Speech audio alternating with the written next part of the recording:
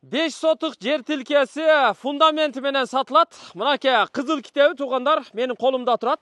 Азыр техпаспортундағы кызыл китебин дагы сиздерге көрсөтүп берем. Бул фундаменттин узундугу 19,5, ал эми туурасы наркы чекеден эсептегенде 11,5. Бир кабаттуу 6 бөлмөлүү үйдүн фундаменти. Фундаменти аябай жакшы куюптур. Былтыркы 2024-жылы куйган экен. Арматураларды ар бир бурчунан ушу тумба кылып 4-4 чыгарып коюптур. Азыр мунун планировкасын дагы сиздерге көрсөтүп берем. Жер аянты 5 сотық документ боюнча. Ал эми ашыкчасы менен бир 7-8 сотукка барат окшойт. Бул жагы ошо фундаменттин биягынан бир 2-3 метр ушул туштан болуп эсептелинет экен. Фундаменттин арка жагында болсо 1-1,5 метрдей аралык бар экен. Тетиги кошунанын сарайынын бурчуна тушталат экен. Жеринин негизги бөлүгү мына алды жагында.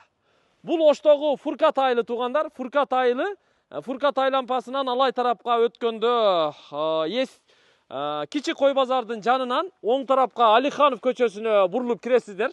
Анан түз эле асфальт менен жүргөндө канал көпүрөдөн өтүп эле бир аз жогору чыкканда тетигинде маркет бар. Ошол маркеттин жанынан эле оң тарапка бурулуп, мынабул машина бурулган көчөгө эмес, андан бери дагы 20 метр түшсөңүздөр туугандар, ушул көчөнүн эң аягы сол тараптагы ушул фундамент жер экен туугандар.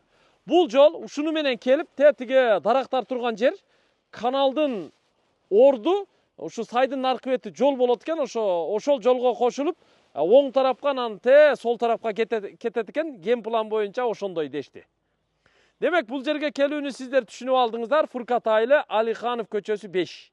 Алиханов 5 көчөсү болуп калат. Азыр мен мына сиздерге кызыл китебини биринчи көрсөтүп түшүндүрүп коеюн. Бул кызыл китеби ачканда эле мына техпаспорт. Техпаспортто ушу жеринин чиймеси конкреттүү көрүнүптүр. Мына ушул жер экен туугандар. Мына карап коюңуздар. Биз азыр бул жагында турабыз. Мына көрдүңүздөр? Азыр үйдүн фундаменти ушул жерге куюлган да. Мына жерге чейин туугандар канча? Жазылып турат 23 метр экен. 23 метр фундаменттин узундугу 19,5 болсо, нарагында 1,5 метр калыптыр, биягында бир 2 метр калат да. Ошондо общий кошкондо 23 метр болот, Бул арка жагы. Анан о кошунанын пескоблок дубалы дагы берки бурчтан наркы бурчуна чейин 7 метр экен. Ал дагы мына бул жерде конкреттүү көрүнүп турат. Мына 7 метр көрдүңүздөр? Ушул жер. Анан бул жерден нары кетет экен. Бул жагы мына ушул бурчтан мына жерден түз нары 18 метр экен, мына көрүнүп турат, Анан тетиги жерге барып нары кетип, анан бияка кетет экен. Мында узунунан кеткен 4 бурчтук эмес формадагы жер экен да, кыскасы. 5 сотук ашыкчасы менен. Бул эми техпаспорту мына көрүп турасыздар. Бүт мына коду менен, баягы көрдүңүздөр, ушул код аркылуу текшерип көрсөңүздөр да болот. Анан кийин кызыл китеби мынакей. Кызыл китеби көрдүңүздөр? Ушуга карап, текшерип өткөрүп алсаңыздар болот да. Ошондо мына жол келип бияка түшүп, азыркы машина бурулган жол бул эмес. Андан түшкөндө мына кызыл болуп турган контур да. Ушул жер туугандар. Мына кызыл китеп документи. Бул документ ушул жерде туруп турсун. Мен эми сиздерге фундаменттин үйдүн планировкасын биринчи кезекте түшүндүрүп коеюн. Фундаментти куюп атканда көрүп турасыздар, астына аябай подушкасыны бекем кылып куюп, анан кийин үстүнө мына фундаментти куюптур да. Бул жактагы 4-5 бөлмөсүнүн ичи толтурулган. Анан мына жакта подвалга түшкөн тепкичи бар экен. Ал жактан түшүп киргенде подвалдын бир коридору, биякта бир бөлмөсү, анан мына жакта бир чоң бөлмөсү бар экен. Эми планировкасы мындай туугандар. Биз азыр арка жагынан бир аз бийигирээк болгон үчүн ушул жагынан көрсөтүп түшүндүрүп атабыз да. Негизи үйдүн кире бериши тетиги жерден нар жагында болот экен, тепкич. Ал жерден киргенде, кирип эле бияка бурулган коридор. Коридор ушул жерге чейин келет. Төрдө нар жагы шестигранник болгон бир бөлмөсү бар, чакан, спальный. Биякта зал, бул мейманкана. Бул болсо детский, бул дагы детский, нар жагы спальный. Бул болсо душ, наркы кухня болот экен. Кааласаңыздар кухняны мынабул бөлмөгө жылдырып туруп, мынаны зал кылып койсоңуздар деле болот. Негизи көчө жакта жайгашкан үчүн муну кухняга пландаштырган экен. Көрдүңүздөр? Фундамент ушул туугандар. Мына чекесинен дагы сиздерге көрсөтүп коеюн. Фундаменттин бул жагында дагы ошо кошуна менен дубалдын ортосу мына 1 метр аралык бар экен туугандар. Көрдүңүздөр?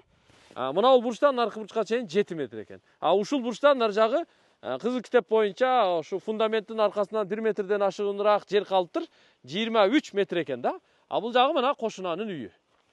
Ушул кошуналарга келип кошуласыздар буюрса. Мен азыр алды жагынан көрсөтүп берейин сиздерге. Наркы үй, наркы кошунанын үйү туугандар, көрдүңүздөр, Биз азыр ушул жерге келип эле кошунанын үйүнүн алдына машинаны токтотуп туруп, сразу тартып баштадык. Кызыл китебини, техпаспортуну, документтерини бардыгын көрсөттүк. Эми ылдыйракка түшөлү туугандар. Мына бул жакка келе бериңиздер. Жердин фундаменти менен баасын айтып коеюн. 35 000 доллар кеми бар дейт туугандар. Өзү мен чалсам, Россияда экен ээсичи. 38 000 доллар деди эле, бир аз талашып, тартышып, базарга караңыз, ана мына деп атып, 35 000 долларга фундаменттин жердин баасыны түшүрттүм да. 35 000 долларга көндү, азыр эми 35тен дагы нак болсо жакшы кылып түшүп берем деп атат туугандар. Шу 30дун өдөсүндө, 30дун жогору жагында берет окшойт да менимчечи. Биз азыр алды жагына келдик. Дарбаза ушул жерге коюлат.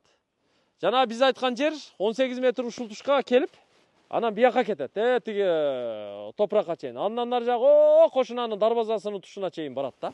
Биягы узун кетет туугандар. Мына бул жактарындагы сиздерге ошол жактарга чейин барып көрсөтүп коеюн. Үйдүн кире бериши, тепкичи ушул жерде болот. Ушул жерге тепкичти коюп, үстүнө козырык жасаганда ушул жерден көтөрүлүп чыгып үйдүн ичине кире бересиздер туугандар. Бул жагы мына көрдүңүздөр? Баягы эле кошунанын дубалынын бурчунан бул жагы ошо кошунанын дарбазасына чейин барып такалат экен да. Ошол тушка чейин. Ошол тушка чейин. Андан бери келет. Эми сарай-парай майдачы үйдө бүт ушул жакка пландаштырсаңыздар болот. Ал эми үйдүн алды мына жерде площадка кылып, мына чекесини бак кылып, алдына бир навес куруп койсоңуздар, ушул жерге бир 4-5 унаа батат да. Үй өзү мына күн батышты карай салыныптыр туугандар. Күн мына жактан чыгат, бул жакка батат. Көрүп алдыңыздар, түшүнүп алдыңыздар. Мен бул жакты мына жакындатып деле көрсөтүп коеюн. Ошо кошунанын дарбазасынын бир жагынан эсептелинет экен. Ошо кызыл китеп боюнча, чийме, техпаспорт боюнча туугандар. Ал эми мына каналдын орду, тетиги үндүктөр оттоп аткан жер, ушул жерлер кийин генплан боюнча толтурулуп, ушул жер жол болот экен. Ушул жер жол болот экен туугандар. Жогорудан келген жол буга кошулат экен, анан нары кетет экен, каналды бойлоп. Бул уже канал жок болгон канал да. Көрдүңүздөр? Каналдын ордуна бүт курулуштар болуп, уже жок болуп кеткен канал. Сууда жүрбөйт. Ушул туугандар 35 000 доллар кеми бар деп атат. Документини көрдүңүздөр. Негизи Фуркат Алиханов айылы, Алиханов конушу, Алиханов көчөсү бир аябай беш кошкон эл болду. Көчөсү асфальт болду. Бул жагы Фуркат айлампасына, мечит медресеге жакын. Бул жагынан дагы негизи, бул жагынан да барып жана Ошбирим жактан түшсө болот кийин. Тетигинде мына Фуркат айлампасы байрак көрүнүп турат. Мечиттин купаласы көрүнүп турат. Байрактын астында мектеп бар, бала бакча бар, ал жерде мечит бар, медресе бар, банк бар, касапкана бар, маркет бар, аптека бар, бүт бардыгы бар туугандар. Колдон келишинче сиздерге көрсөттүк. Бизден ыраазы болуңуздар. Биз дайым кызматыңыздардабыз. 35 000 доллар сүйлөшсөңүздөр болот. Ассаламу алейкум.